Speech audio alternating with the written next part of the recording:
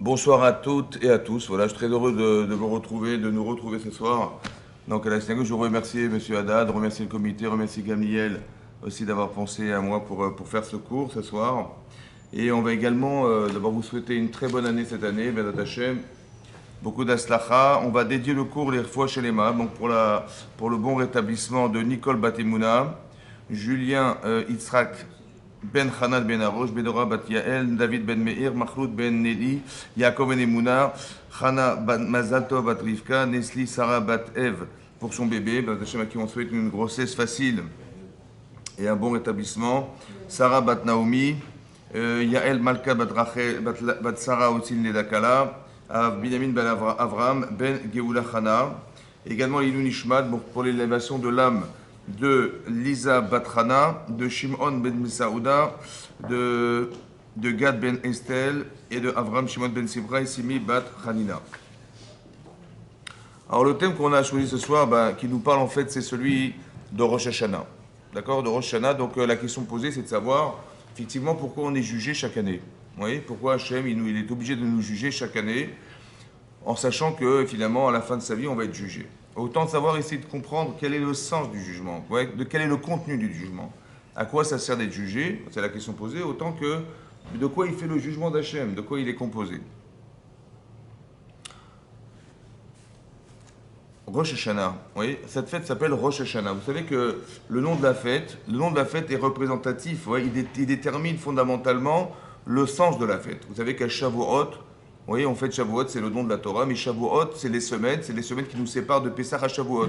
Ouais, il y a 7 semaines, et on appelle cette fête Shavuot parce qu'effectivement, il y a un travail spécifique à faire de Pessah à Shavuot. Oui, donc on calcule les semaines jusqu'à arriver à Shavuot.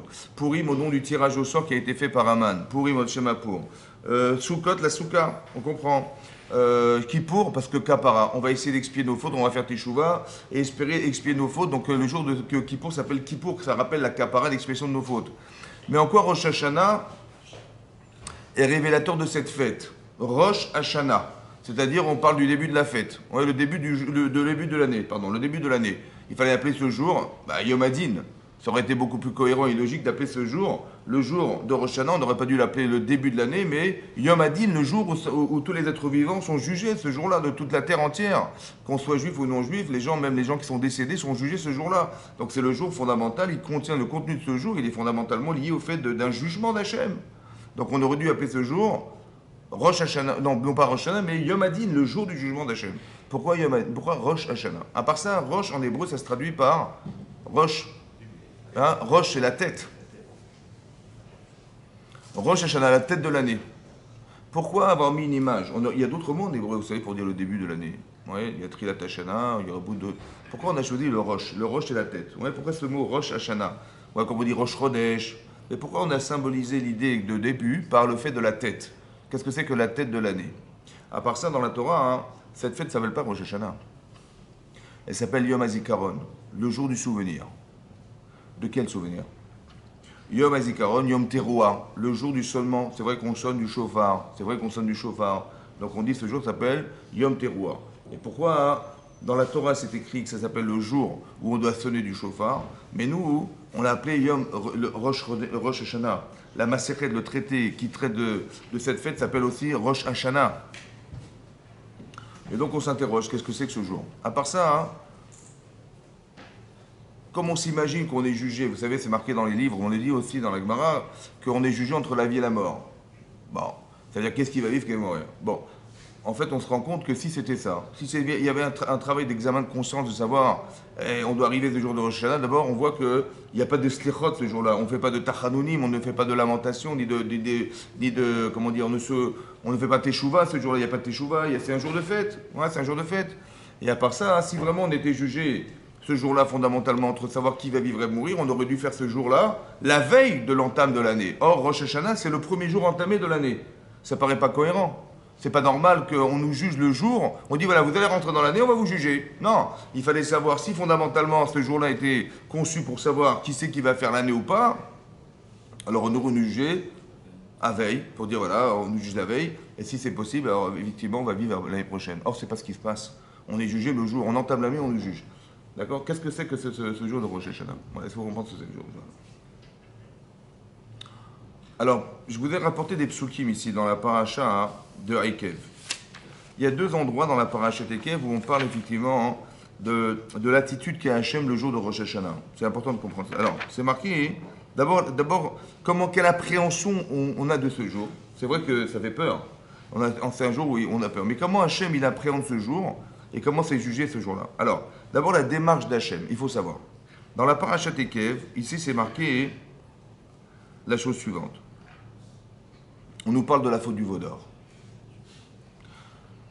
Et après la faute du veau d'or, c'est marqué Vayomer Hachem Elai. Et donc Hachem, Moshe dit, Hachem m'a dit, Koum, lève-toi, lech le massa lifnei am.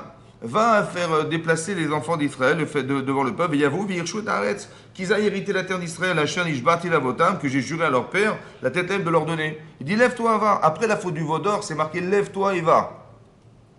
Et Rachid expliquait, c'est quoi lève-toi et va? Rachid expliquait, alors je vous lis ce qui est marqué dans Rachid, deux commentaires que Rachid ramène du Midrash, c'est marqué comme ça. Afalpi chez Satem et Achoav. Bien que vous êtes détourné de moi, Vetaritem Barigel, et vous êtes trompé en faisant la faute du veau d'or. Pour vous imaginer un petit peu ce que c'est que la faute du veau d'or, la Gemara dans le Shabbat, elle dit là-bas que la faute du veau d'or, c'est comme une jeune femme qui se marie. Le jour de son mariage, on est en plein repas de mariage, et elle trompe son mari. Le jour de son mariage, en plein repas, elle trompe. On est devant le Mont Sinaï, ouais, et on fait le veau du veau d'or. Voilà ce qu'à quoi ça va. Qu'est-ce que je vais dire à son mari? Voilà ce que se représente aux yeux des Chachamim, la faute du veau d'or. Il dit, Hachem, il dit bien que vous m'avez carrément trahi. C'est ça en faisant la faute du veau d'or. Amar, il m'a dit, Lech nachetam, va diriger ce peuple à la terre d'Israël. Et Rachid dit, la suite, c'est quoi? Ve'ata Israël. Maintenant Israël, Ma Hachem Elokecha Shoel Meimach. Qu'est-ce qu'Hachem attend de toi? Qu'est-ce qu'il attend de toi? Kim Leira et Hachem Elokecha Lalecha Bidrachav. Il te montre qu'une chose, c'est de le craindre et d'aller dans ses chemins. Rachid dit, Afapi Shasitem Kodzot. Bien que vous avez fait tout ça. Odenu Rachamav Ve Chibato Alechem. Hachem, il continue à avoir pitié de vous et de vous chérir. Mikol Mashechatatem Lefanav. Ouais, que tout ce que vous avez fait avant. Tout ce que vous avez fait avant, Hachem, il nous chérit quand bien même. Et nous shoel meichem, il vaut une seule chose. Kim leira. Rabotenu darshu, mikan, akol bide shamaim. Tout est min shamaim. Tout est min shamaim. Tout est min shamaim. C'est-à-dire que tout ce que vous voyez, tout ce que vous entendez, tout ce que vous vivez, tout ce que vous traversez, ça a été réfléchi. Tout est min shamaim, sauf une chose. La yira shamaim. Ça veut dire quoi? Comment tu traduis ça dans ta vie personnelle? Tout est min shamaim, tout a été pensé, réfléchi. Il n'y a rien qui a été fait par hasard. C'est seulement toi qui perçois ce message, toi qui es victime de ce qui t'arrive. Comment tu le vis? Alors c'est toi qui décides. Ça va? Ça veut dire que Hachem, il est proche de nous. Oui? Malgré le déphasage, malgré le décalage qui existe entre nous et lui, il y a une logique derrière de compréhension d'Hachem qui fait que je vous aime, je veux vous aider. C'est comme ça qu'on réfléchit le Rosh Hashanah. C'est-à-dire que ce n'est pas quelqu'un qui va nous condamner. On ne passe pas devant un tribunal, devant le bon Dieu, ou devant un juge qui est absolument pour essayer d'entendre, savoir qu'est-ce qui va nous rendre coupables. Il faut savoir qu'Hachem, il nous regarde avec un chérissement extraordinaire. Et malgré qu'on les trahit dans l'extrême limite de ce qui a été un jour la faute du veau d'or, quand même, Hachem, il reste fidèle à son peuple, il reste fidèle à nous. D'accord? Donc on n'a pas quelqu'un qui va nous condamner, mais quelqu'un qui va essayer de nous faire vivre des événements qui vont être correcteurs de nos défaillances. Ça va? Ça, c'est ce qui est marqué dans Parashat Ekev. Plus tard, c'est marqué plus tard. C'est marqué la chose suivante. Eretz Asher Hashem Elokecha Doresh Ota Tamid. Que Hachem, vous savez que Hachem, il a les yeux toujours tournés vers Israël. C'est marqué Tamid Ene Hachem Elokecha Ba. Hachem, il a toujours les yeux de façon permanente sur elle, sur la terre d'Israël. Mereshit Hashana, du début de l'année, Ve'ad Acharit Shana, jusqu'à Acharit Shana, jusqu'à la fin de l'année. D'accord? Du début de l'année, donc le sens littéral, qu'est-ce que ça veut dire? Ça veut dire qu'Hachem, il a les yeux en permanence sur la terre d'Israël, du début à la fin de l'année. Mais c'est bizarre parce que Mereshit Hashana, c'est marqué au début de l'année. Et un He, le He, c'est l'accentuation du fait de on met en avant cette année-là. Hashana, l'année. Et après on dit Acharit Shana. Et là, il n'y a pas d'article devant Shana. Ça, c'est une chose à comprendre. Pourquoi? À part ça, il faut aussi comprendre pourquoi on n'a pas mis en facteur commun l'année en disant Merishi, Had Acharit Shana, du début à la fin de l'année. Ça aurait été logique de dire du début à la fin de l'année. Donc on aurait compris qu'Hachem il juge sa terre tous les jours du début à la fin de l'année. Ça aurait été logique. Mais c'est pas ça qui est marqué. Il n'est pas marqué comme ça. Il n'est pas marqué Hashana. Il n'est pas marqué du début à la fin de l'année. Il y a marqué du début de l'année à la fin de l'année. Il y a un regard du début de l'année. Alors Rachid explique, écoutez ce qui est marqué dans Rachid. Et ça, c'est une révolution, parce que regardez comment c'est jugé. Regardez ce que dit Rachid. Rachid nous explique comme ça. Mereshit Hashana. Merosh Hashana. Donc c'est Rosh Hashana, on parle de Rosh Hashana. Nidon Maïe Besofa. On va juger qu'est-ce qui va se passer à la fin. C'est pas qu'on est en train de nous dire qu'Hachem nous juge d'abord sur le passé. Nous, l'idée qu'on a du Rosh Hashanah, c'est de dire, voilà ce qu'on a fait l'année dernière, Hachem il va nous rencontrer à Rosh Hashanah, il va dire, attends, on va voir madame, voir monsieur, qu'est-ce qu'il a fait cette année, ouais, on va essayer de juger, voir s'il mérite de vivre ou pas. Hachem, il n'est pas en train de juger le passé. Pas du tout, pas du tout. Il est en train de juger aujourd'hui, qu'est-ce que tu vas devenir l'année prochaine. Vous savez ce qui est marqué dans Rachid? On va voir aujourd'hui, qu'est-ce qu'on va faire de toi à la fin j'espère qu'à la fin de l'année, il va se passer quelque chose. J'espère qu'à la fin de l'année, il va y avoir un changement. J'espère qu'à la fin de l'année, tu vas te transformer. J'espère qu'à la fin de l'année, on va sentir Il faudrait qu'aujourd'hui, on ait l'impression, ouais, on ne devrait même pas se reconnaître aujourd'hui, parce qu'il s'est passé un an, entre l'année dernière où j'étais et ce que je suis au présent. Est-ce qu'il s'est passé quelque chose? Est-ce que vous avez l'impression d'avoir évolué? Sinon, il y a un problème. Il aurait fallu que je sente qu'il s'est passé quelque chose. Il y a marqué dans Rachid. Hachem, il ne dit pas, je vais regarder tous les jours ce que vous allez faire. Non, c'est marqué, je vais juger aujourd'hui. Qu'est-ce qui va se passer à la fin de l'année? C'est pour ça que ce n'est pas marqué. On n'a pas mis un facteur commun l'année. Parce que tu vas voir aujourd'hui ce qui va se passer. Comme si Hachem, il espérait qu'aujourd'hui, tel que nous sommes, j'espère que ce que je vais entraîner, ce que je vais engendrer, ce que je vais placer devant vous cette année, va vous permettre, en traversant cette expérience de vie, qu'à la fin de l'année, on soit d'autres personnes. C'est ça qu'il espère, Dieu. Autrement dit, c'est quoi Rosh Hashanah? Ouais, c'est quoi Rosh Hashanah? Rosh, c'est la tête. Rosh, c'est la tête. Hashanah. Comme si que l'essentiel, le cerveau de l'année, il était réfléchi ce jour-là. Le cerveau, ça veut dire que tout est contenu dans ce jour. Ça veut dire que ce que Hachem il va juger dans les 2 jours, et c'est ça qui est fondamental, c'est tout ce qu'il a prévu que nous soyons l'année prochaine. Il n'y a pas de jugement sur le passé, et ça, il faut essayer de comprendre pourquoi. C'est pas qu'on regarde la personne telle qu'elle a été l'année dernière, et on va la juger à Rosh Hashanah. Non, c'est pas ça qui est marqué. Il y a marqué, je sais ce que tu es. Mais alors, comment ça se fait qu'Hachem, il n'a pas un regard sur la personne du passé, mais sur la personne du présent? Pourquoi Hachem nous regarde comme ça? Alors, pour comprendre ce principe, il faut regarder ce qui est marqué dans la Gemara. Et il faut essayer de comprendre ce que la Gemara dit. La Gemara d'Afpeva va dire la chose suivante. Que si quelqu'un a transgressé la Torah, bémézid, c'est-à-dire volontairement, le type il vient à la synagogue Shabbat en voiture, mais il nargue le rabbin, il dit monsieur le rabbin, je peux vous accompagner? Il fait exprès pour le. Il bémézid. Il vient, il a sa voiture, il est volontairement, il vient pour l'empêter. Il dit vous voulez que je vous prenne, ça va plus vite. Et puis il écoute la dracha du Rav, il dit mais attendez, c'est ça Shabbat? Mais j'aurais jamais imaginé que c'était ça. Si j'avais su, j'aurais jamais eu l'audace de lui demander de venir en voiture avec moi Shabbat. Vous avez compris? La Gemara a dit que si quelqu'un il a volontairement transgressé la Torah, mais qu'il a fait teshuva mais ira, c'est-à-dire avec la crainte d'Hachem, c'est-à-dire en se disant mais si j'avais su, j'aurais jamais osé faire une chose pareille, ça avérera qu'il a fait, sa faute qu'il a faite, elle devient shogeg, c'est-à-dire comme quelqu'un qui ne savait pas depuis le départ. Il y a marqué aussi que si quelqu'un, la faute qu'il a faite, l'amène à l'amour d'Hachem, il dit si j'avais su, mais Dieu est tellement gentil, tellement bon, tellement machin, j'ai honte. Il arrive à l'amour d'Hachem par sa faute, par son passé. La Torah nous dit que sa faute qu'il a faite, elle devient un mérite. Moi, ce qui est marqué dans la Gemara. J'ai juste pas compris. Un acte passé, l'acte il est passé. Ouais. Comment tu peux transformer un acte passé en acte accidentel? Comment tu peux transformer un acte passé en acte de mérite? Non, j'ai dit dorénavant, il a fait Teshuvah, Chazak, il s'est remis en question. Dorénavant, ce qu'il est dorénavant, Baruch Hashem, il a fait de la prison, il a un casier judiciaire énormissime. Son passé, je le connais, mais son présent, dorénavant, il a fait Teshuvah. Donc, à partir du moment où il fait Teshuvah, dorénavant, je dirais de lui Kol Hakavod, Mazal Tov, superbe. Mais ton passé reste ton passé. Et là, on voit que non. La Gemara dit que la faute du passé te transforme. Elle devient autre chose que ce qu'elle avait été prévue au départ. Mais on a pris des photos. On a la caméra, on a filmé le type, il était en train de faire des grillades Shabbat sur la plage à Deauville. Il y avait marqué Shabbat, il y avait marqué... donc on n'est pas fou, c'est marqué, on le voit. C'est comment tu peux transformer un acte passé en mitzvah, dire, ah tu vois ça, maintenant ça devient un mérite. Hein. Ah bon le type, il a pensé volontairement transformer le Shabbat et maintenant ça se transforme en accident. Mais c'est pas possible de transformer son passé en accident. Vous avez compris? Comment comprendre la Gemara? Qu'est-ce que ça veut dire? Alors l'explication que je vous donne, c'est la suivante. Écoutez bien, c'est très important. On ne peut pas rattraper son passé. Il y a des gens qui ont des traumatismes du passé en se disant, attendez, Rav, j'ai fait des avérotes, je ne sais même pas le vous les dire, d'accord? Mais c'est sûr que Dieu ne me pardonnera jamais. Je dis, qu'est-ce que tu veux faire? Il dit, si j'avais pu revenir en arrière et changer mon passé, ça aurait été super. Non, tu peux ou pas? Il dit, mais non, mais Dieu il sait que tu peux pas.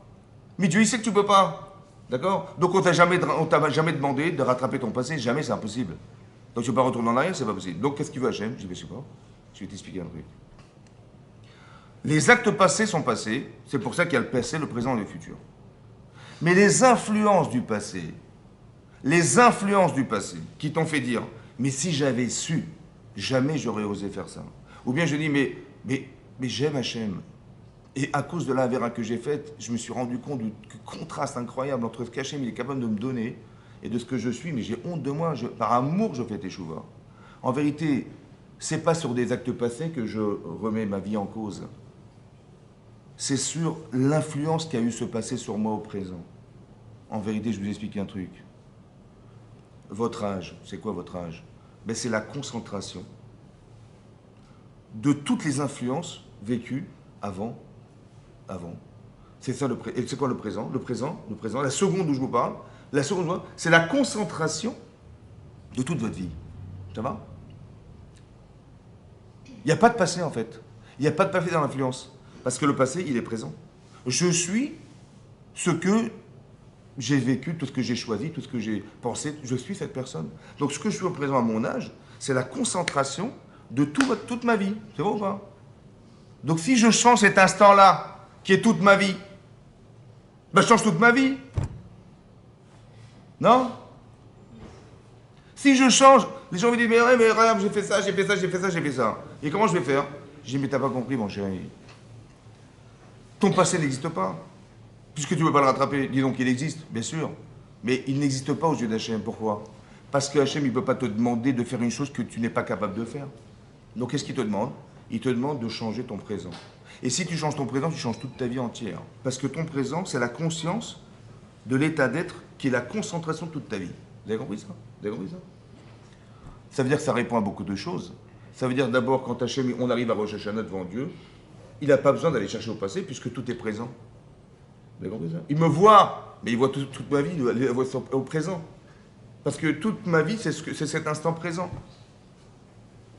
Autant qu'avec ça, on peut comprendre le Rambam. Maïmonide, le Rambam dit, c'est une Gemara dans Yoma pareil, il y a marqué dans le Rambam, si quelqu'un il fait teshuva une seconde avant de mourir, ouais, il y a marqué, on ne lui rappellera pas les fautes du passé.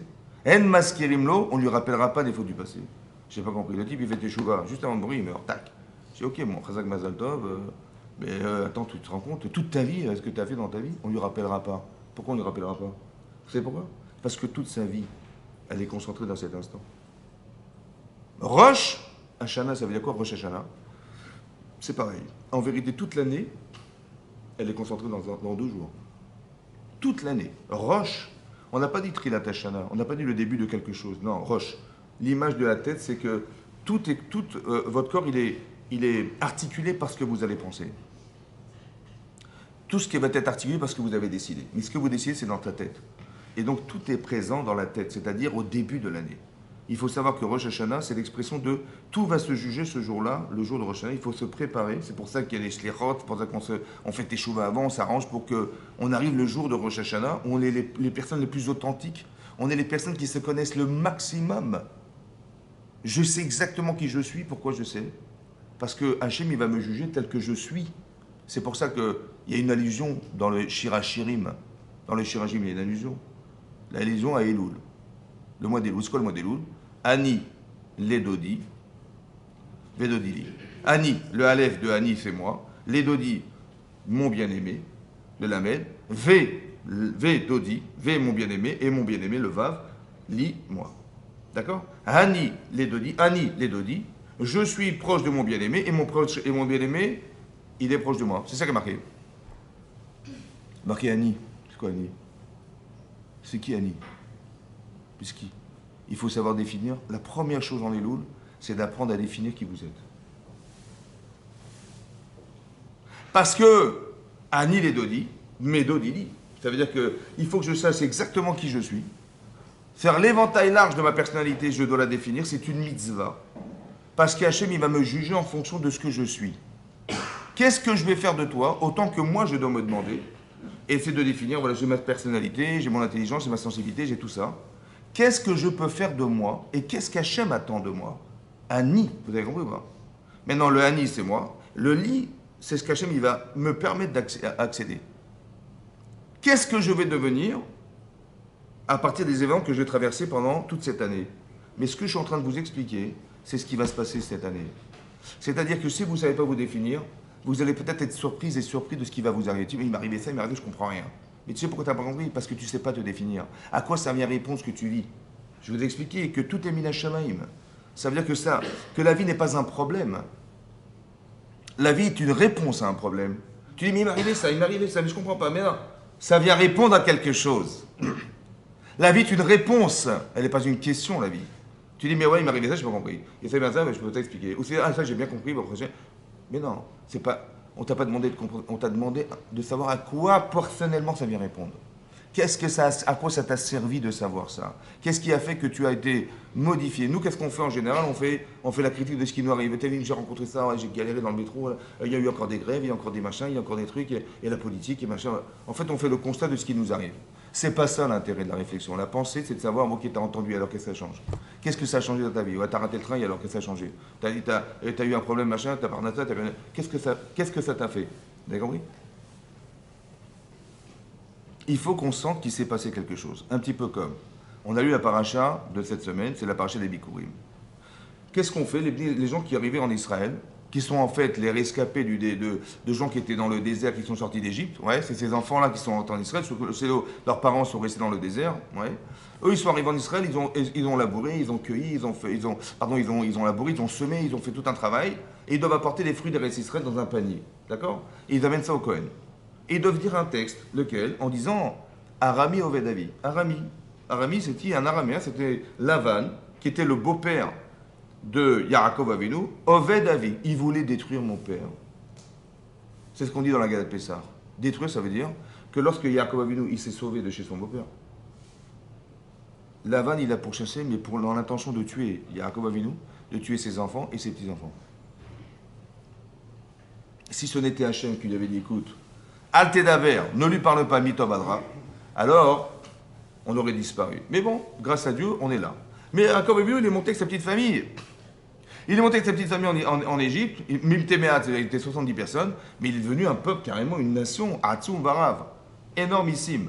Mais on est devenu une nation énormissime, et là, tout à coup, Paro, il a eu peur. Il a eu peur de l'invasion des Hébreux en Égypte, comme on a peur aujourd'hui en France. Hein, le Pen Yavo Vegaleno. Ouais. Et donc on a peur de quoi? De l'invasion des étrangers en France. Et alors qu'est-ce qui se passe? En fait, c'est pareil, le même système. On a eu peur de l'invasion des Hébreux en Israël, en Égypte. Et donc qu'est-ce qu'on a dit? Il s'est inventé un scénario incroyable. Il a dit, mais peut-être qu'ils vont s'associer à nos ennemis, ils vont nous faire la guerre. On va s'ingénuer contre ce peuple. Qu'est-ce qu'il a fait? Il a créé des camps de concentration. D'accord? Des camps de travail pour nous exterminer physiquement et psychologiquement. Ça n'a pas fonctionné. Alors il a demandé à des sages-femmes de tuer les garçons qui allaient naître tout de suite, pour éviter la propagation des Hébreux en Égypte. Ça n'a pas marché non plus. Bon, et on est resté pendant 210 ans esclaves. Ça veut dire que les gens, ils sont nés, ils sont morts esclaves, nés, morts esclaves, nés, morts esclaves. Et on était comme ça dans le labeur et dans les trucs. Et à un moment donné, on a crié vers Hachem, on dit sauve-nous, délivre-nous. Et Hachem nous a libérés de là-bas. Et on est rentré dans le désert. Dans le désert. On n'est pas parti à Eilat, hein, on est parti dans le désert. J'ai commencé, on est parti dans le désert. Oui, dans le désert, mais... Il dit, mais Hachem, mais faites-moi confiance. Rentrez dans le désert. Et tout à coup, il tombe dans la manne, et tout à coup, on a eu le buis depuis le Myriam, on n'a pas eu besoin de labourer, on a eu les avantages qu'on a dans le désert. Mais cette génération a fauté dans le désert, et donc elle a disparu, et c'est les enfants qui rentrent en Israël. Rentrant en Israël, vous savez ce qu'on a eu comme réflexe? J'ai te labouré, ça fait 6 mois que je bosse. Je laboure, et je sème, et je m'occupe de mon terrain, et je récolte, et je cueille, et je engrange, et tout ça. Laissez-moi profiter du travail, du produit de mon travail. La première chose qu'on fait, c'est de prendre ses fruits et de dire merci Hachem. Mais comment ça se fait qu'on a dit merci Hachem? C'est pas la logique humaine. La logique humaine, c'est de dire va kiffer ton terrain, va kiffer ta récolte, profite de bien manger. Et après, si tu es intelligent et gentil, bon, tu diras merci au bon Dieu. C'est pas comme ça que c'est marqué. Pourquoi? Parce qu'on est passé par la vanne, parce qu'on est passé par Paro, parce qu'on est passé toute cette pérégrination qu'on a dû vivre, des hauts et des bas. À quoi ça a servi? Tu dis quoi? Yaakov Avinu, il y a eu Abraham, Israël, Yaakov, on est arrivé en haut de l'échelle. Et en haut de l'échelle, on a voulu nous exterminer, on a vite tout tombé. Et grâce à Dieu, on est remonté, mais on n'était pas grand-chose. Hein. On est arrivé en Égypte. Et en Égypte, on s'est multiplié, hop, on a voulu nous détruire. Et après qu'on est détruit, on est passé par le labeur, etc. Et Hachem nous a sorti d'Égypte. Ça veut dire, on est rentré dans le désert. On est dans le désert. Et après on a resté. Mais qu'est-ce que ça a fait? Qu'est-ce que ça a changé? C'est pas de nous raconter des histoires. C'est de dire que tout ce que tu traverses a un sens. C'est parce qu'un jour, si Hachem n'avait pas empêché Lavan de te détruire, aujourd'hui tu ne serais pas là. Hein. Si par où il avait réussi à nous exterminer, on ne serait pas là. Si dans le désert on n'avait pas eu la main d'extérieur, on ne serait pas là. Et grâce à qui on est là? Mais grâce à Dieu on est là. Donc la première chose, le premier réflexe, c'est de dire merci Hachem. Et c'est en train de vous expliquer que tout ce que nous vivons a un sens. Tout ce que nous traversons doit se réfléchir dans s'il y a quelque chose qui va se bonifier chez toi. Il faut que tu arrives à comprendre ces messages pour arriver à comprendre qu'est-ce que c'est que Rosh Hashanah. On n'est pas là pour nous parler de choses dramatiques, on est en train de nous expliquer que la personne qui se présente devant Hachem à Rosh Hashanah, c'est d'elle qu'on va essayer de faire quelque chose. On va essayer de voir de maintenant, qu'est-ce qui va se passer à la fin de l'année? Qu'est-ce que je peux faire de toi? Autant que Hachem, moi je dois me dire, mais est-ce que j'ai envie d'être? Qu'est-ce que j'ai envie d'être? Voilà, Hachem il m'a donné la vie, ouais.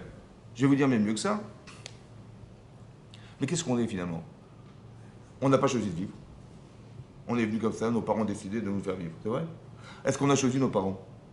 Non. Est-ce qu'on a choisi notre sexe? Masculin, féminin? Non plus. Est-ce qu'on a choisi notre couleur de peau? Non plus. Est-ce qu'on a choisi notre intelligence? Non plus. Est-ce qu'on a choisi, notre sensibilité? Non plus. Est-ce que si je pense, c'est grâce à qui? Ben, c'est grâce à Dieu. Si je vois, c'est grâce à qui? C'est grâce à Dieu. Si j'entends, c'est grâce à qui? Ben, c'est grâce à Dieu. Si je parle, c'est grâce à qui? Ben, c'est grâce à Dieu. Si je me mouvoie, c'est grâce à Dieu. Ben, c'est grâce à Dieu. C'est ça, non?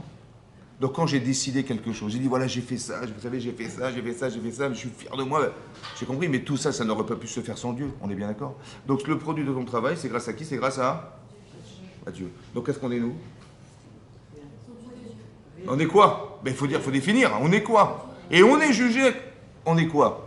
Si tu penses, c'est grâce à Dieu, d'accord? Si tu vois, c'est grâce à Dieu. Si tu parles, c'est grâce à Dieu. Si tu entends, c'est grâce à Dieu. Si tu c'est grâce à Dieu. Donc on est quoi? Mais qu'est-ce que nous sommes? C'est quoi le Ani? Ani les Dodi. Mais je suis quoi? Puisque je suis le produit de ce qu'Hachem a fait de moi, on est d'accord? Vous savez ce que nous sommes? Qu'est-ce que tu vas faire de ce qu'on t'a donné? On t'a donné l'intelligence, qu'est-ce que tu fais avec? Qu'est-ce que tu as tes yeux, qu'est-ce que tu fais avec? Qu'est-ce que tu as ta bouche, qu'est-ce que tu fais avec? C'est moi qui vais décider. C'est la seule chose qui nous reste. Qu'est-ce que je vais faire de moi? Ani les Dodi, Vedodi. Vous avez compris? Je suis proche de mon bien-aimé. Mais ça veut dire qu'il y a une proximité qui doit se créer et d'avoir la modestie et l'honnêteté intellectuelle de dire sans Dieu, qu'est-ce qu'on est? À partir du moment où tu penses ça, tu peux commencer à rentrer dans Rosh Hashanah. C'est pour ça que Rosh Hashanah ne démarre pas la veille. Vous savez pourquoi? Parce qu'on n'est pas en train de savoir comment ça va se passer. Non, c'est pas ça. On est en train d'expliquer qu'Hachem, il va nous juger. On va entamer l'année, évidemment. Mais l'espoir qu'on a, c'est de savoir est-ce qu'on va changer quelque chose. Shana en hébreu, ça veut dire l'année. Mais ça s'écrit comment Shana? Shin, Nun, He. Shin, c'est combien Shin? Le chiffre, Shin. Hein? 300. Le Nun? Nun. Et le He? Ça fait 300? Il y a combien de jours dans l'année civile? Juive? Ben, c'est le système lunaire. 365 jours, c'est système solaire. Le lunaire, c'est 355 jours, messieurs. 355. Dans le mot Shana, il y a le nombre de jours de l'année lunaire. Mais Shana, c'est chinouille. Shana, ça veut dire changer. Il faut que ça change. Il faut qu'on arrive à comprendre qu'il faut que ça évolue. Il faut que j'avance. Il faut que j'ai un projet. Il faut que... Voilà. C'est ça, Rosh Hashanah. Il faut que j'arrive avec un projet personnel. Il faut que j'arrive à avoir une relation qui soit autre que celle que j'avais l'année dernière. D'accord? C'est ça. Il y a une Gemara dans Rosh Hashanah Daf Tetzain.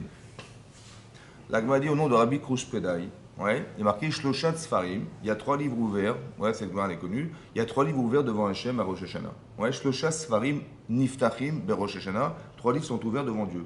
Ouais. Il y a le livre des Tzadikim, des gens justes. Il y a les livres des Rechaim, des mécréants, et le livre des Bénonim, des gens moyens partagés. Maintenant, c'est marqué là-bas hein, que le Tzadik il va vivre. Voilà ce qui est marqué. Les altars, il va être signé. On va sceller sa vie sur la terre. Le rachat, il va être signé et sceller sa vie pour le contraire. Et le Benoni, celui qui est partagé, 50-50, partagé, monsieur partagé, alors lui, on va attendre jusqu'à Yom Kippur. On lui laisse 10 jours de pénitence. S'il fait teshuva, il remet un peu sa vie, alors tant mieux. Et sinon, voilà ce qui est marqué dans le texte de la Gemara. D'accord?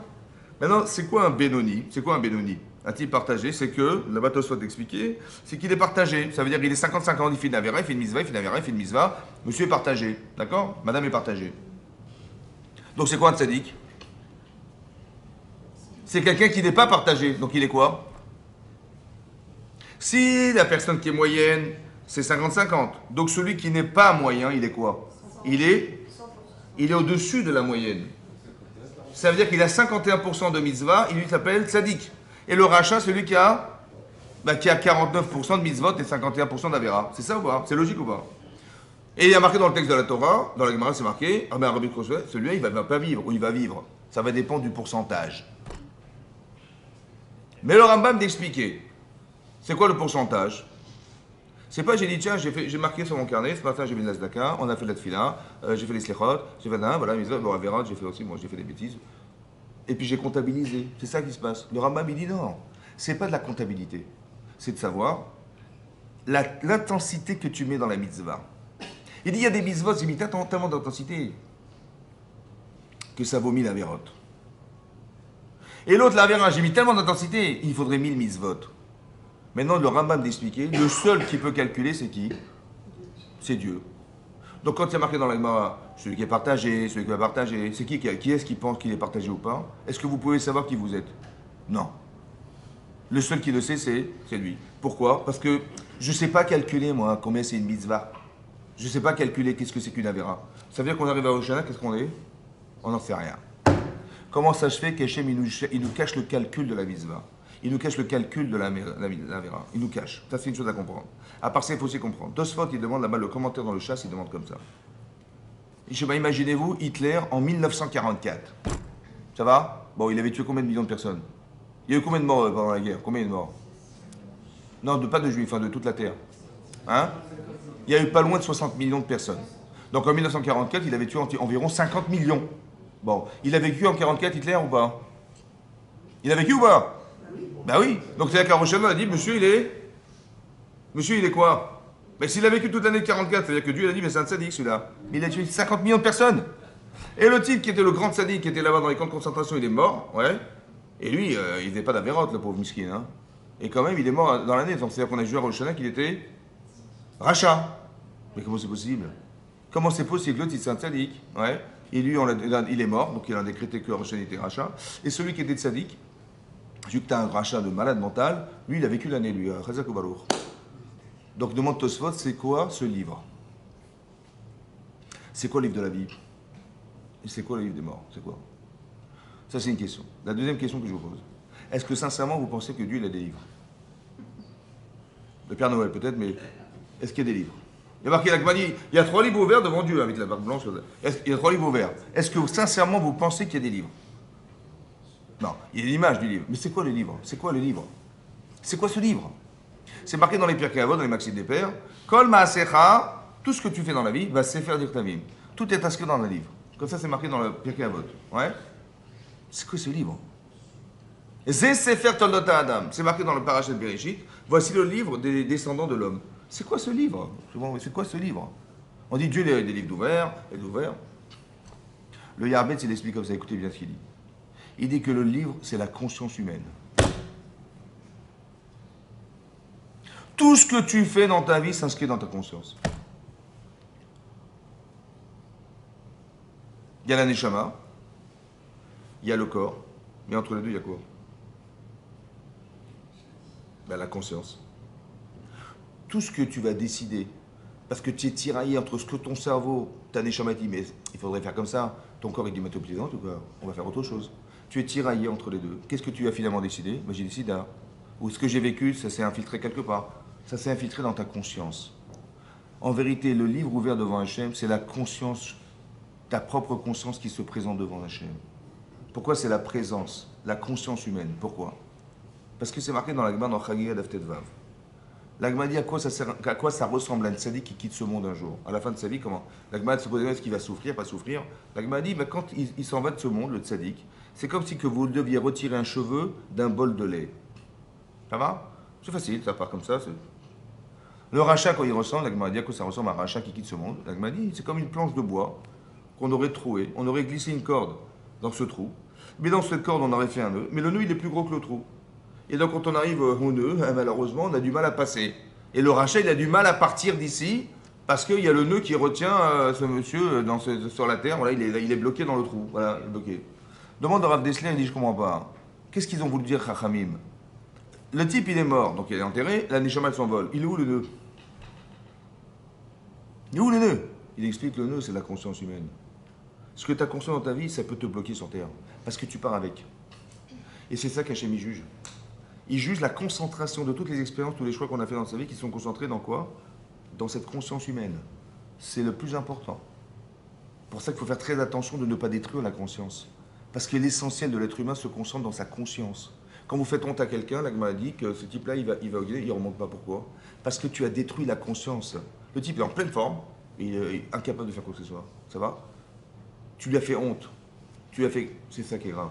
C'est cette conscience qui est fondamentale. Le Maharal de Prague, il dit, c'est pour ça que c'est moins grave de blesser quelqu'un physiquement que de le blesser mentalement. Parce que dès l'instant où tu rentres dans la conscience, c'est une gravité extrême. Parce que tu détruis l'humain.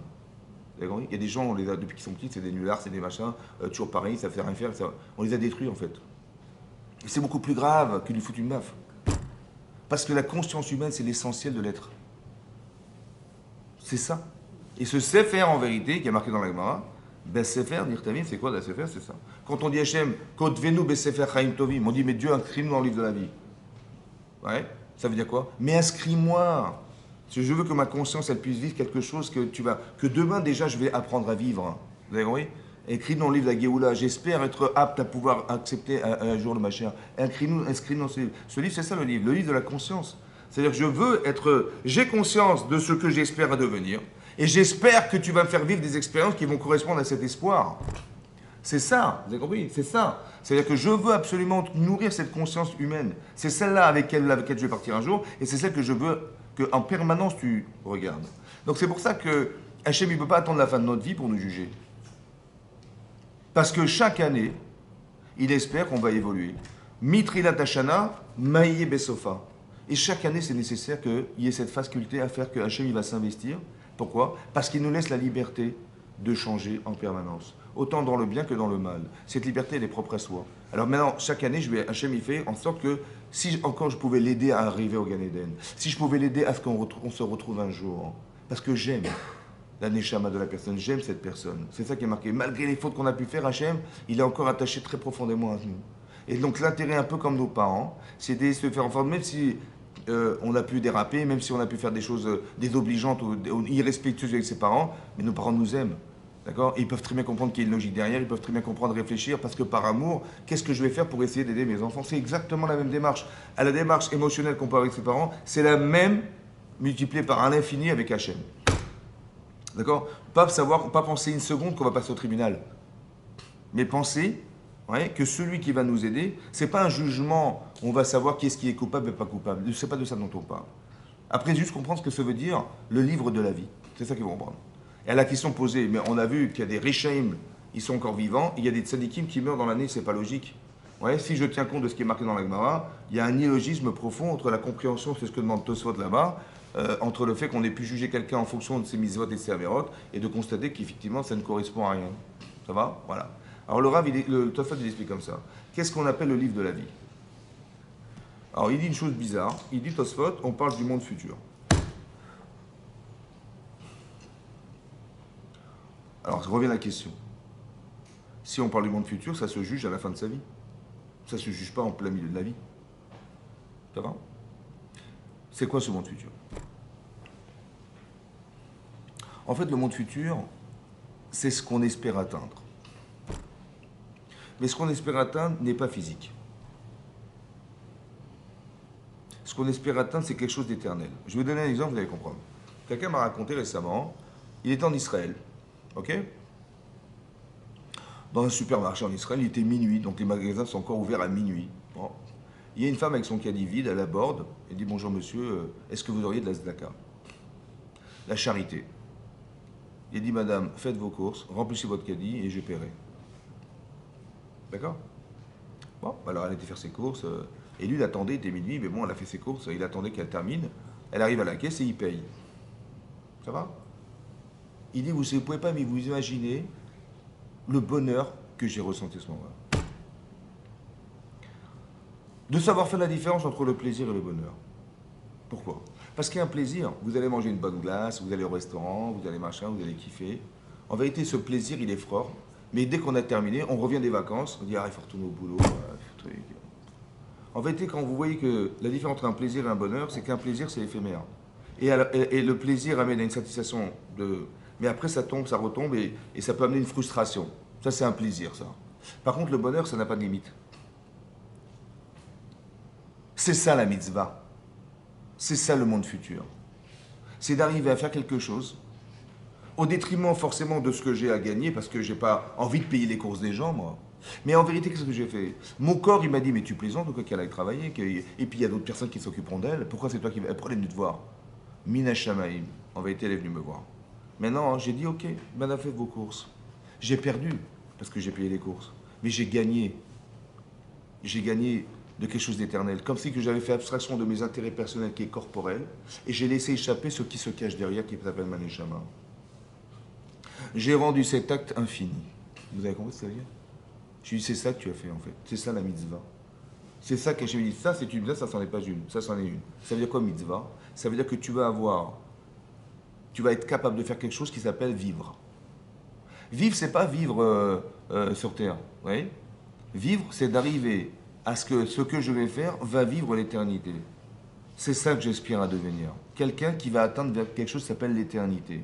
Cette éternité, ouais, elle se construit dans un acte qui va se quantifier dans quelque chose qui s'appelle faire l'abstraction de soi pour, un petit peu comme, vous avez vu tout ce qu'on a vécu? On a vécu, Yaakov il a failli mourir parce que son beau-père il veut le tuer, après on est passé par l'Égypte, après, mais qu'est-ce que ça a construit dans nos vies? Ça se construit la capacité que, tu vas pas dire, tu vas rentrer en Israël et tu vas dire voilà le fruit de mon travail, c'est mon... Non, la première chose que je dis merci. Vous imaginez que on est sorti de la Shoah en 1945. En 1948, il y a eu l'indépendance de la terre d'Israël. L'ONU a voté, à une voix près. Maintenant, on n'a pas été, nous, placés en Ouganda, en Afrique. Les pauvres, les juifs, vous savez, ils ont vécu la Shoah, les pauvres, les pauvres, les pauvres. On va les laisser tranquilles, on va créer un État. Hein. Ils vont avoir une terre à eux, les pauvres muskinim. Alors on va faire, voilà, l'ONU a voté. Mais ils n'ont pas voté nulle part ailleurs qu'en Israël, bizarrement. Bizarre, c'est bizarre, non? Bizarre, hein? Bon, 3 ans plus tard, on est sorti de la Shoah. 3 ans plus tard, on a eu l'indépendance. 3 ans des rescapés de la Shoah, les types, ils avaient des armes de 14-18. Ils étaient 600 000 hommes. Il y avait des millions d'Arabes autour d'eux qui voulaient les tuer le jour de l'indépendance. Bon, ben c'est vrai. Les pauvres, ils vont se faire massacrer, les pauvres. Oui, non. Ils ont gagné la guerre. Il y a eu la guerre des Kippour, il y a eu la guerre des 6 jours. Et là, on est rentré comme dans du beurre. Qu'est-ce qu'on a dit, nous? Au lieu de dire, mais purée, grâce à Dieu. Mais comment tu veux gagner la guerre alors qu'on n'est que 600 000 hommes contre des millions d'Arabes et qu'on avait des armes de 14-18 Tu vois, les Arabes, ils sont bêtes, toutes sortes d'arguments. Mais nous, on a une armée de malades, on a des gens courageux, on a des espions extraordinaires, on a des armées de foules. Voilà ce qu'on a dit. Ouais. Mais pourquoi t'as pas dit? Mais je comprends, mais grâce à Dieu. Pourquoi tu n'as pas vu la partie spirituelle qui se cache derrière cet événement? On nous envoie des bombes. Ouais. Mais tu sais quoi, il y a un type, un génie, le type. Il a le dôme de fer, quoi. Le dôme de fer, quoi. Hein? Les bombes, elles tombent, elles explosent dans l'air. Combien de milliers de bombes elles sont tombées? Au lieu de dire, mais grâce à Dieu, Hachem, il se cache derrière cet événement pour nous dire, écoute, il a donné l'intelligence à un type, un ingénieur, pour lui dire, écoute, voilà. Mais en vérité, qui c'est qui nous sauve, en vérité? Mais pourquoi on ne dit pas merci Hachem? Pourquoi on n'est pas capable de voir derrière un acte physique quelque chose de spirituel qui se cache derrière? Tu sais, une fois, j'ai parlé avec quelqu'un qui s'occupait il travaille avec des Allemands. qui s'occupent des armes qui revendent dans les pays étrangers. Et c'est des spécialistes de l'armée, des spécialistes de vente d'armes. Il m'a dit, je vais vous dire un secret que je ne peux pas vous dire à tout le monde, mais je vous le dis à vous. Il dit, vous savez quoi, le dôme de fer, ouais, c'est un appareil qui peut maximum réceptionner 20 obus. Mais les types, ils savaient ça. Mais ils envoyaient par 25. C'est qu'il y a 5 obus qui échappent et qui peuvent tomber en Israël. Il dit, vous savez quoi, on est comme des malades, parce qu'on ne sait pas où est-ce qu'ils sont passés les 5 obus qu'on n'a pas pu éviter. Et on est incapable d'expliquer, et comme on est des vendeurs d'armes, et qu'on voudrait bien vendre cette arme, le Dôme 19, on voudrait bien le vendre, on ne peut pas le vendre, parce qu'on ne sait pas expliquer aux gens comment ça se fait, qu'on envoie 25 obus, alors qu'ils pourront réceptionner que 20, on peut pas, je ne sais pas comment faire. Et on est comme des fous, ils ne savent pas comment faire. Vous avez compris pas? Mais tu vois ça, mais tu devrais te dire, mais c'est Hachem. Il y a une partie, il y a une vision vivante et une vision qui n'est pas vivante. D'être vivant, c'est ça, d'être vivant. D'accéder à la vie, c'est d'accéder à ce qui nous fait vivre. C'est-à-dire une capacité à voir, ouais, qu'est-ce qui se cache derrière un événement physique. Qu'est-ce qu'Hachem il a voulu te dire? Vous avez compris ça? Cette capacité à pouvoir analyser un événement et retrouver derrière quel message je peux tirer de cohérent. Alors c'est vrai que la Torah nous permet de le mieux le comprendre, de filtrer ou de décrypter des messages. Mais c'est ça, apprendre à vivre. Vous avez compris ce que je veux dire? L'exemple que je vous ai donné, c'est que dès l'instant où je rentre dans une capacité, entre guillemets, égoïste à défendre des intérêts personnels, alors ça ne m'aime pas à vivre. Vous voyez? Et l'inverse aussi est vrai. Par exemple, c'est marqué dans la Gemara, dans Sotat Dafut Gimel, la Gemara dit que quand Pharaon il a décidé de décréter, ouais, à part les conseils de Bilham, qu'est-ce qu'il allait faire des Hébreux en Égypte, ouais, là-bas c'est marqué qu'il y avait 3 hommes présents devant lui. 3 conseillers. Il y avait Bilham, le sorcier Bilham qui était présent. Il y avait Yitro, le futur beau-père de Moshe Rabbeinu. Et il y avait Job. La Gemara dit que Bilham, il a donné des conseils. Il a donné des conseils, comment il allait exterminer les Juifs. S'il manque des pierres, c'est pas grave, vous mettrez des gosses. Voilà ce qu'il a dit. Il a marqué que Yov, il s'est tué. Il n'a rien dit. Et Yitro, il s'est sauvé. En entendant ça, il s'est sauvé. La Gemara dit que Bilham, qui a donné des conseils, il est mort dans Parashat Matot, les Ficharim, il a été assassiné. Bilham, il a été assassiné. Yov, il a eu des souffrances incroyables. Il est devenu le symbole de la souffrance. Et Yitro, il s'est sauvé. Ça va? Et ses enfants, et ses petits-enfants, ils ont eu le mérite d'être des juges au Beth Amikdash dans les tribunaux du Beth Amikdash. Le mérite d'avoir la Torah, voilà, c'est ça. Il a eu pour Jean de Moshe Rabbeinu. Tout ça pourquoi? Parce qu'il s'est sauvé. Demande le Rav Chaim Shmulevitz, qui était le Rosh Yeshiva de Mir, il a dit comme ça. Il dit, mais qu'est-ce qu'on reproche à Yov? Bah parce que qui ne dit mot consent. Donc il aurait dû dire, et comme il n'a rien dit, alors il a eu des souffrances. En quoi la souffrance est réparatrice de son manque d'intervention? Pourquoi il fallait qu'il souffre? Quel rapport? Il fallait qu'il ait des souffrances. Pourquoi? Qu'est-ce que ça a à voir? À part ça, il dit, mais si Yitro il s'est sauvé, mais lui, il n'a pas parlé. Ouais. Et Yitro, il s'est sauvé. On doit dire, ah, mais qu'est-ce que tu te sauves? Mais dis à Paro que ça ne se fait pas ce que tu fais. Et alors, on voit bien que quoi? Que le fait qu'il soit sauvé, il a eu le mérite d'avoir des petits-enfants dans la Torah. Oui ou non? Mais non, c'est pas ça qu'on t'a demandé. On t'a demandé d'aller intervenir et de dire ce que tu ressens. Comme Yov, il aurait dû dire ce qu'il ressent. Or, si vous voyez qu'il a été gratifié de s'être sauvé, ça veut dire qu'on ne l'a pas reproché de ne pas être intervenu verbalement vis-à-vis de Paro. Ça veut dire que, ben oui, parce que vous avez en face de vous un mur qui s'appelle Monsieur Paro. Et si vous lui parlez, ça ne sert à rien. Et ça ne sert à rien, donc qu'est-ce qu'il faut faire? Ben, il faut sauver. Ah, ça ne sert à rien. Alors pourquoi Yov, il a été puni d'avoir des châtiments pareils, puisque ça ne sert à rien qu'il parle, puisque de toute façon, tu as un mur en face de toi. Alors pourquoi le fait de s'être tu, ça a été quantifié comme quelque chose de grave? Puisque de toute façon, tu ne peux rien faire. Comme ça, il demande. 2 questions. 1, à quoi ça sert de parler, ça ne sert à rien. Et 2, pourquoi, en réponse à ça, il a dû souffrir? À quoi ça sert? Ah, il répond comme ça. Si demain quelqu'un il vient, il vous pince le bras comme ça, toute ses forces, il vous pince le bras. Ça va? Qu'est-ce que vous faites, mesdames? Voilà. Mais qu'est-ce que vous faites? On vous pince le bras. Ah bon. Vous criez, d'accord? Vous criez. Aïe! Bon. Mais je dis, à quoi ça sert de crier? À quoi ça sert? Ça sert à quoi? J'ai dit aïe, ça va vous soulager, ça va rien faire.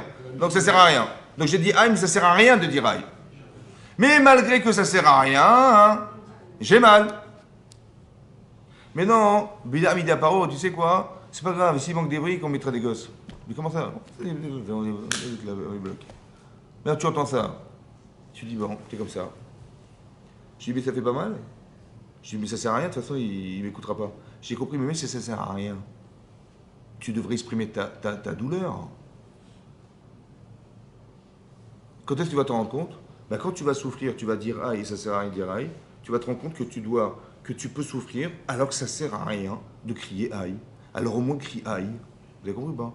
Vous savez ce que ça veut dire ça? Vous savez ce que ça veut dire ça? Ça veut dire que si ta conscience elle n'est pas assez grande pour être sensible à la souffrance des autres, c'est que tu ne vis pas.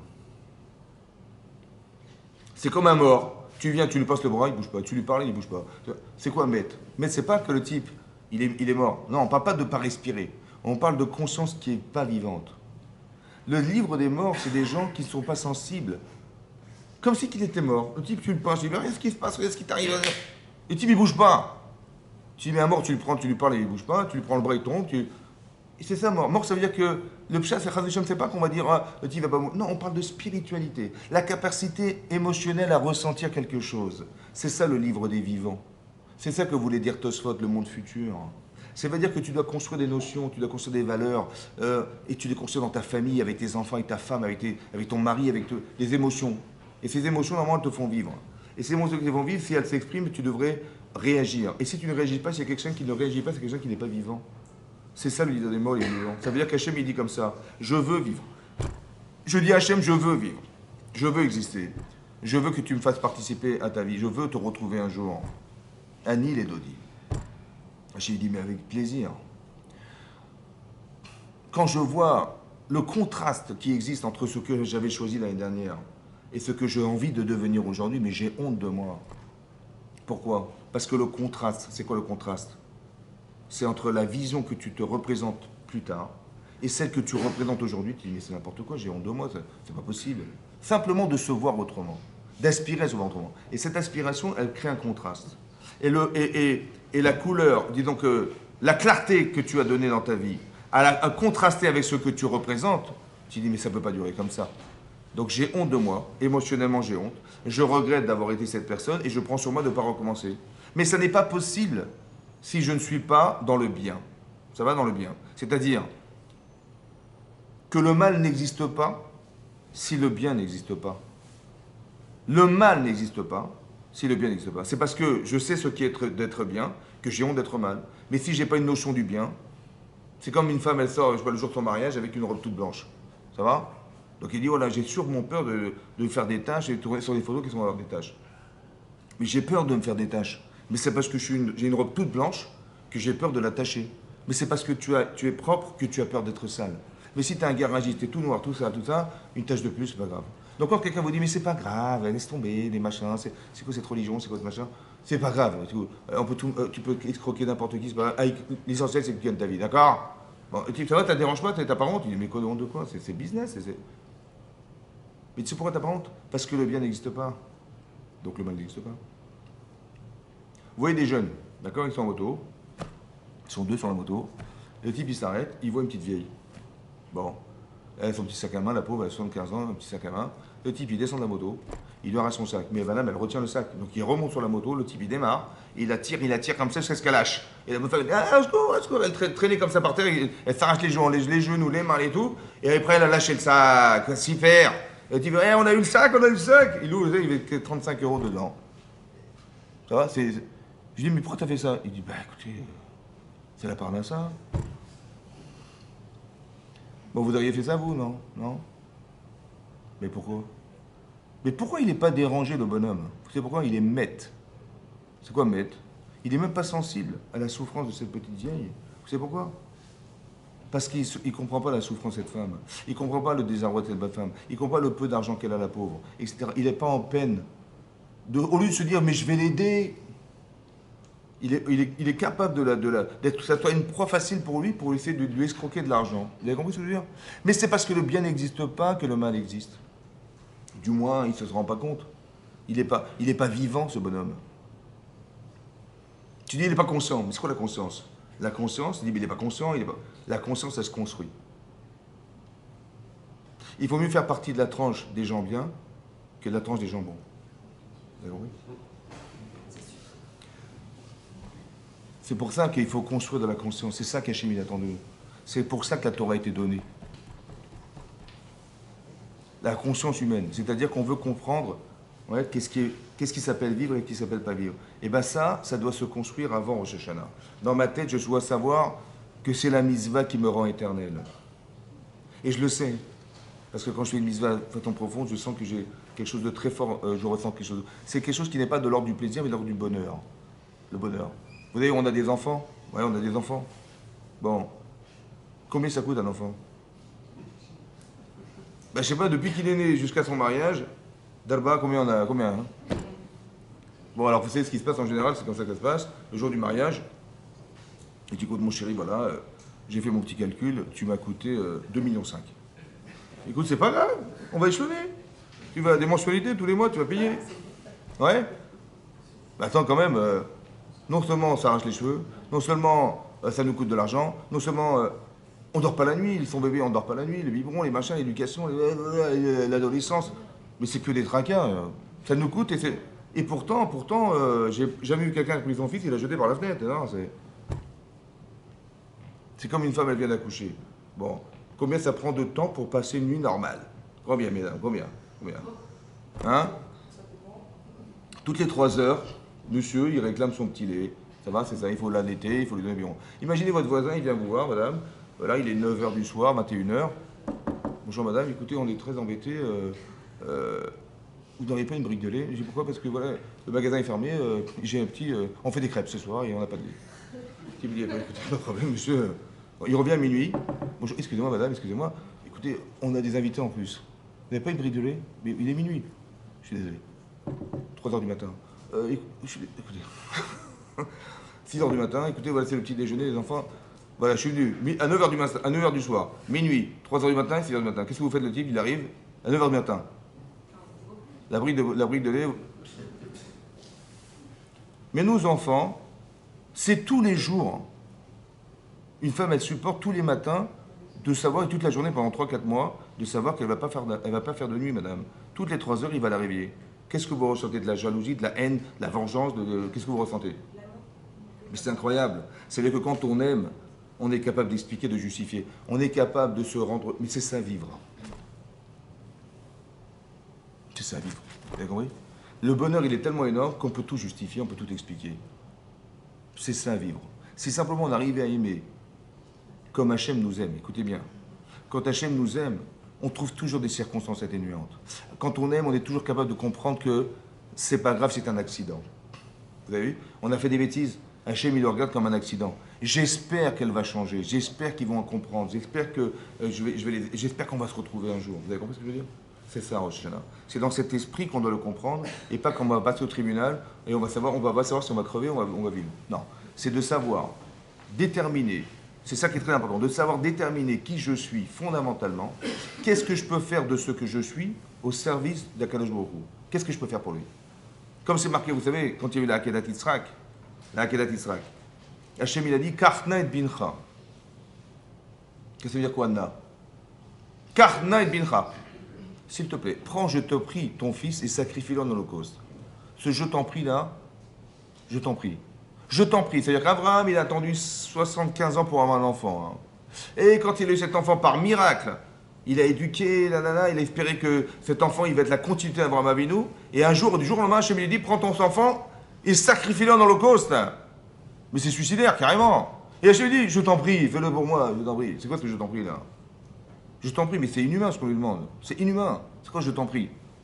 Hachem lui a dit ce qu'il a dit. Rachid dit, je t'en prie, fais-le pour qu'un jour je puisse dire au peuple, aux nations du monde, c'est pour ça que j'ai choisi cette nation. Je t'en prie, fais-le pour moi. Vous savez ce qu'il y a marqué là? Il y a marqué que quand vous faites une mitzvah, Hachem dit, je t'en prie, fais-le pour que je puisse faire que le monde continue à exister. Je t'en prie, fais que je vais un jour devoir démontrer à toutes les nations pourquoi je t'en prie, fais-le pour moi. Vous avez compris? C'est-à-dire que moi, je sais que ce que j'ai à gagner de faire la mitzvah. Je sais ce que je gagne de moi. Mais en plus, je sais ce que je vais faire gagner à Hachem. Vous avez compris? Parce qu'il y a un projet personnel, mais il y a un projet divin. C'est comme Yosef, il doit être vendu, esclave par ses propres frères, se retrouver en Égypte, par la prison et tout ce qu'il a vécu. Et d'un autre côté, il est devenu vice-roi d'Égypte. Ça va? En vérité, ce qui lui est arrivé, c'est un problème personnel. Parce que Yosef, malheureusement, c'est un grand savant, mais malheureusement, il a l'audace de dire, mais vous savez quoi, vous allez vous prosterner devant moi. Vous êtes des gerbes. Ah bon? Ouais, mais attendez, j'en ai un autre, vous êtes aussi des étoiles. Et vous allez vous prosterner devant moi. Bon, il est très intelligent, c'est quelqu'un qui est surdoué, mais le problème, c'est qu'il ne sait pas gérer cette façon d'être. Son moi, il n'arrive pas à le gérer. Alors j'ai dit, mon chéri, il faut que tu t'en ailles. Parce que tant que tu restes là, tu vas créer la zizanie dans la famille, tu vas fracturer ta famille. Va-t'en. Mais pourquoi esclave? Pourquoi vendu esclave? Parce qu'un esclave, il va faire de lui quelque chose sans se vanter d'être. Et ça, c'est réparateur de l'audace qu'il a eu de dire. Vous avez compris ce que ça veut dire? Après, il va avoir la femme de Potiphar. Et après, il va à la prison. Et après, il va arriver devant Paro. Paro, il sait pertinemment que le seul qui peut interpréter son rêve, c'est Yosef. Yosef, il n'a pas l'audace de dire, vous savez, je suis un grand psychanalyste. Ouais. Et je vais vous expliquer votre rêve. Mais attention. Voilà. Vous savez quoi? Vous allez signer sur la feuille que je sors des prisons et je vous expliquerai tout. C'est pas ça qu'il a dit. Il a dit Bila Adai, c'est pas moi. Hachem, Elohim, Yahane Tchelam Paro. C'est Dieu qui va répondre à ton problème. Ça va? Moi, ce que je ne suis qu'un intermédiaire. Vous avez compris ça? C'est que tout ce qu'il a traversé, ça lui a permis de dire ça. Ça lui a cassé son audace qu'il avait au départ. En fait, ça l'a canalisé. Vous avez compris? Entre le Yosef qui parle à ses frères à 18 ans, à 17 ans, et celui qui est devant Paro, mais c'est plus le même homme. C'est ça qu'Hachem il espère, qu'on va changer, qu'on va être capable de pouvoir aider des gens. Maintenant, ça, c'est le projet de Yosef. Mais le projet divin, c'est que Yosef il soit roi d'Égypte. Et il va enrichir l'Égypte. Pourquoi? Parce qu'un jour, Hachem, il a dit à Abraham, tes enfants, ils vont passer 400 ans en exil. Mais à la fin, ils sortiront Berechouch Gadol, avec de grandes richesses. Qui c'est qui va réaliser la promesse d'Hachem? C'est un projet divin, ça, qui n'a rien à voir avec Yosef. Projet divin. Alors il dit, j'ai trouvé un homme qui s'appelle Yosef. Et lui, il va enrichir l'Égypte. Et c'est ça qui va permettre à Obni Israël de sortir avec des richesses en lui.